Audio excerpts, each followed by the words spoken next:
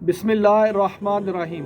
آج 17 رمضان المبارک کو مدینہ شریف سے 80 میل کے فاصلے پر بدر ایک گاؤں ہے، وہاں پہ مسلمانوں اور مشرکین مکہ کے درمیان ایک جنگ ہوئی جس میں مسلمانوں کو فتح نصیب ہوئی۔ قرآن مجید نے اس واقعے کو یوم الفرقان کے نام سے یاد کیا ہے، اور قرآن مجید میں غزوہ بدر کا واقعہ آیا ہے۔ یہ ایک انتہائی اہم واقعہ تھا کہ اس میں مسلمانوں کو فتح نصیب ہوئی اور اسلام پوری آب و تاب کے ساتھ چمکا۔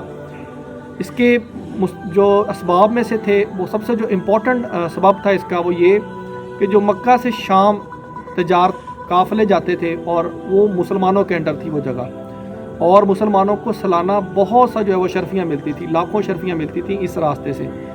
تو کفار اس لیے مسلمانوں پہ حملہ کرنا چاہتے تھے۔ تو اس وقت یہ ہوا کہ تجارتی قافلہ لے کے جا رہا تھا ابو سفیان مکہ سے شام، اور وہ شام سے واپس آ رہا تھا مکہ کی جانب۔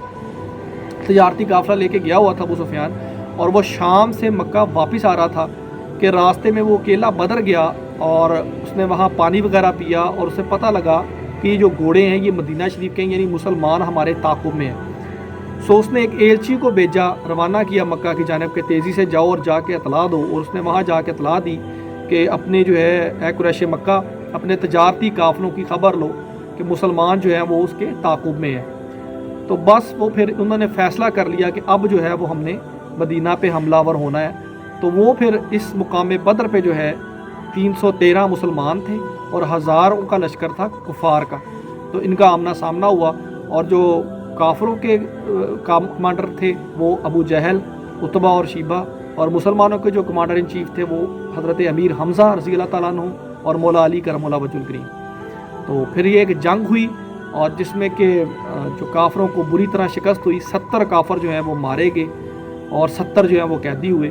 مسلمانوں کے جو 14 صحابہ کرام جو ہے وہ شہید ہوئے، اور قرآن نے کہا ہے کہ جتنے بھی بدری صحابی ہیں یہ سارے جنتی ہیں، ان سب کو جنت کی بشارت دی گئی کہ جنہوں نے بدر میں شرکت کی تھی۔ آقا کریم صلی اللہ علیہ وآلہ وسلم نے جنگ بدر کے دوران جس جگہ دعا کی تھی وہاں اب مسجد العریش بنا دی گئی ہے، میں وہ دیکھ کے آیا ہوں۔ اسی طرح میں بدر کا میدان بھی دیکھ کے آیا ہوں، اب تو خیر دیواریں بھی بنا دی ہیں انہوں نے، اب میں وہ بھی دیکھ کے آیا ہوں ریسنٹلی آل سعود نے۔ تو وہاں پہ جو ہے وہ دیواریں بنا دی گئی ہیں، اور وہ نام لکھے گئے ہیں وہاں پہ، ابھی بھی نام لکھے ہوئے ہیں جو غزوہ بدر میں شہید ہوئے تھے۔ کافروں کا جو سردار تھا ابو جہل، اس کو 2 کم عمر مجاہد حضرت معاذ رضی اللہ تعالیٰ عنہ اور حضرت معاذ رضی اللہ تعالیٰ عنہ نے جہنم واصل کیا۔ مولا علی نے 24 سے زائد کافروں کے سرداروں کو اکیلے جہنم واصل کیا۔ تو یہ حضرت امیر حمزہ رضی اللہ تعالیٰ عنہ نے بھی بہت سے کافروں کے سرداروں کو جہنم واصل کیا۔ تو یہ ایک اہم جنگ تھی جو کہ مسلمانوں کو فتح نصیب ہوئی، اور اس جنگ میں فرشتوں نے بھی شرکت کی۔ یعنی وہاں پہ جبل الملائکہ ہے جس کی میں زیارت کر کے آیا ہوں، میں نے دیکھی ہے، جہاں پہ اللہ تعالیٰ نے فرشتوں کو نازل کیا۔